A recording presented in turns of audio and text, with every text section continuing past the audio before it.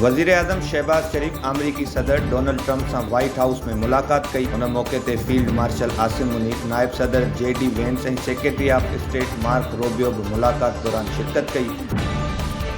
दिफ़ा वारे वज़ीर Khwaja Asif social media ते बयान जारी कंदे चयो त हिंदुस्तान खां फतह, सऊदी अरब सां दिफ़ाई मुआहिदो ऐं पाक अमरीकी लाॻापनि ते तरक़ी थी आहे। हाइब्रिड सिस्टम पार्टनरशिप जूं कामयाबियूं जारी आहिनि। वज़ीर आज़म शहबाज शरीफ जी अमरीकी सदर सां मुलाक़ात ॿिन्ही ख़ितनि लाइ फ़ाइदेमंद आहे।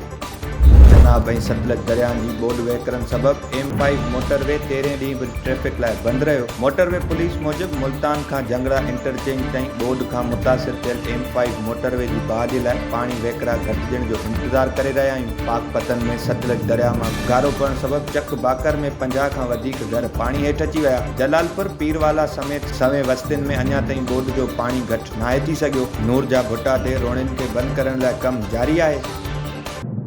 माइक्रोसॉफ्ट कंपनी ऐलान कयो आहे त हुन फ़लस्तीनी शहरनि जे वॾे पैमाने ते निगरानीअ लाइ इस्तेमालु थींदड़ टेक्नोलॉजी खे इसराइल लाइ बंदि करे छॾियो। माइक्रोसॉफ्ट कंपनी मूजिबि इसराइली फ़ौजियुनि जी हिकु ॻुझी इंटेलिजेंस यूनिट खे पंहिंजे क्लाउड सर्विस खां ब्लॉक करे छॾियो आहे, छाकाणि त यूनिट 8200 खां वधीक फ़लस्तीनी मोबाइल फ़ोन जूं कॉल रिकॉर्ड डेटा चोरी कयो। इसराइल फ़लस्तीन जी जॻह ऐं ज़ाती मालूमात खे पंहिंजे मक़सदनि लाइ इस्तेमालु करे थो।